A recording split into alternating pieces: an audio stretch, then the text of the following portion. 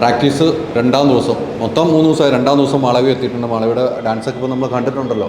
മാളവി നമസ്കാരം. നമസ്കാരം. എങ്ങനെയുണ്ട്? അടിപൊളിയല്ലേ?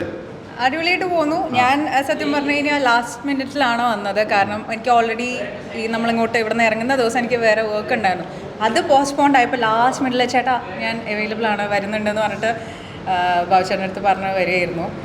ബട്ട് എന്താ പറയുക, അതിൻ്റേതായ രീതിയിൽ തന്നെ പോകുന്നു കാര്യങ്ങളൊക്കെ. എല്ലാവരും അടിച്ചു പൊളിച്ച് പ്രാക്ടീസിങ് ആണ്. തീർച്ചയായിട്ടും നമ്മളൊരു ഗംഭീര പരിപാടി കാഴ്ചവെക്കാൻ പോവല്ലേ, അപ്പോൾ അതെന്തായാലും പ്രാക്ടീസ് ഇല്ലാണ്ട് നന്നാവില്ലല്ലോ. ഉറപ്പാണ്. എത്ര ഡാൻസ് ഉണ്ട്? ജസ്റ്റ് ഇവിടെ ഇപ്പോൾ ഒരെണ്ണം ഉണ്ട്, പ്രസന്ന മാസ്റ്റർ ഡേയിൽ ഒരെണ്ണം, പിന്നെ ശ്രീജിത്തേട്ടനിലും ഒരെണ്ണം കൂടി ആണെന്ന് വിചാരിക്കുന്നു. കാരണം ഇനി വേണം മുകളിലത്തെ ഫ്ലോറിൽ പോയിട്ട് ചെക്ക് ചെയ്യാൻ എന്താണ് പ്രിപ്പയർ ചെയ്ത് വെച്ചിട്ടുള്ളത് എനിക്ക് അറിയില്ല. മമ്മൂക്കയുടെ ട്രിബ്യൂട്ടിലേക്കുള്ള പാട്ടാണെന്ന് മാത്രം അറിയാം. അത് ഗംഭീരാവുമല്ലോ. ഗംഭീരാക്കണ്ടേ? മാഷിനെ വിളിക്കണ്ടേ? അപ്പൊ ഞാൻ എന്താണ് പറയുന്നതെന്നായിട്ട് എന്താ പറയുന്നത്?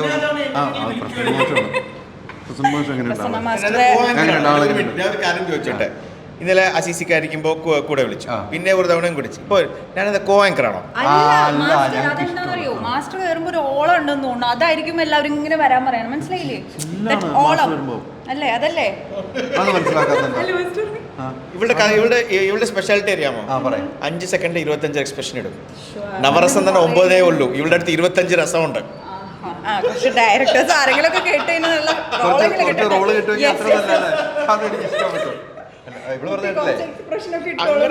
പടപടന്ന് മാറും. ഇപ്പൊ തന്നെ കേട്ടോ രണ്ടിടം മാറി. ക്ലോസ് കൊടുത്തോട്ടെ.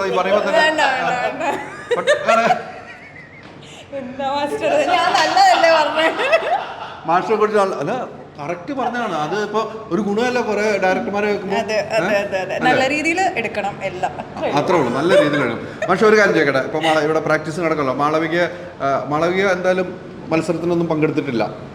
മാസ്റ്റർ ജഡ്ജിനിരിക്കുമ്പോൾ പങ്കെടുത്തില്ല. ഇപ്പൊ റംസാൻ ആണെങ്കിലും സാക്ഷികാണൊക്കെ വന്നിട്ടുണ്ട്. മാളവിയുടെ പെർഫോമൻസ് ഉണ്ട് എന്ന് തോന്നുന്നു. മാളവിക മോസ്റ്റ് വാണ്ടഡ് ആർട്ടിസ്റ്റ് അല്ലേ കേരളത്തിൽ? എല്ലാ സ്റ്റേജ് ഷോയിലും ആദ്യത്തെ പേര് വരുന്നത് മാളവിക ആയിരിക്കും. മാളവിക മേനോൻ വേണം. സോ ഭയങ്കര ഡിമാൻഡാണ്. നല്ല പെർഫോമറാണ്, വെരി ഗുഡ് പെർഫോമറാണ്. ഞാൻ വെറുതെ വെച്ച് ഇട്ടതാ. ഞാൻ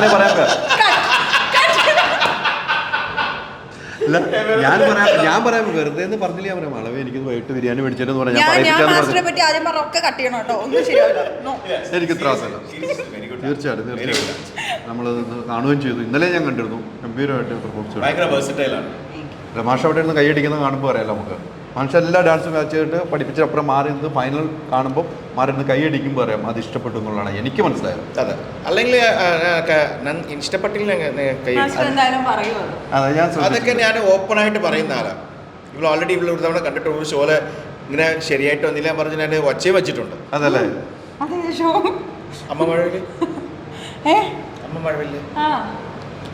അമ്മ മഴവിൽ നമ്മുടെ ടീമിലുണ്ടായിരുന്നു. വേറെ ടീമില് എല്ലാവരും ഒച്ച വെച്ചിട്ടുണ്ട്. എന്താ ചെയ്യുന്ന നിങ്ങളൊക്കെ പറഞ്ഞിട്ട് ഞാനല്ല, ആള് മാറിയതാ. അതൊക്കെയാണ് മാസ്റ്റർ കൃത്യമായിട്ട് കാര്യങ്ങൾ പറയും. അല്ല, നമ്മൾ അങ്ങോട്ടും ഇങ്ങോട്ടും ഉള്ള ഒരു കോർഡിനേഷൻ ആണല്ലോ എന്തായാലും. ഇപ്പോൾ മാസ്റ്റർ നമുക്ക് ഏത് മാസ്റ്റർ ആയാലും നമുക്ക് ആ ഒരു സീക്കിങ് നമുക്ക് തരുമ്പോൾ ആ ഒരു നമ്മൾ അത് ലേൺ ചെയ്യാണ് അവരിൽ നിന്ന്. അവരെന്താണ് പഠിപ്പിക്കുന്നതെന്ന് വെച്ചാൽ അത് നമ്മൾ ഭംഗിയാക്കി കാണിച്ചു കൊടുക്കുക എന്നുള്ളതാണല്ലോ നമ്മളുടെ ഒരു എബിലിറ്റി അല്ലെങ്കിൽ നമ്മളുടെ കടമ എന്ന് പറയുന്നത്. തീർച്ചയായിട്ടും മാളവി ഡാൻസും കാര്യങ്ങളും കൊണ്ട് ഇഷ്ടം പോലെ ഇനാഗ്രേഷൻ ഉണ്ട്. മാളവിക അഭിനയിക്കുന്നത് പുള്ളി ഇനാഗ്രേഷൻ പോകണമെന്ന് എനിക്ക് തോന്നുന്നു. അത് നന്നായി പോകണം. ഇല്ല, നമുക്ക്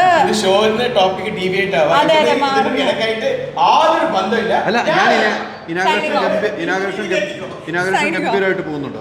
പല ഇതും കാണുമ്പോൾ എനിക്ക് തോന്നുന്നു ഇപ്പോൾ നമ്മൾ ഫീൽഡിൽ ഉള്ളതുകൊണ്ടാണ് നമുക്ക് ഇനോഗ്രേഷൻസും അത് വർക്ക്സും കിട്ടുന്നത്. അല്ലാതെ ഇപ്പോൾ എനിക്ക് തോന്നുന്നു നമ്മൾ അഭിനയിക്കുന്നില്ലെങ്കിൽ നമ്മളെ അറിയില്ല. പക്ഷെ സോഷ്യൽ മീഡിയ ഉണ്ട്, ഇല്ല എന്നല്ല. പക്ഷെ ആക്റ്റീവാണ്, എല്ലാവരും ആക്റ്റീവാണ്. ഇപ്പോൾ അഭിനയിക്കാത്തവരും ആക്റ്റീവാണ്. അഭിനയിക്കുന്നവരേക്കാൾ കൂടുതൽ ആക്റ്റീവാണ് പല ആൾക്കാരും.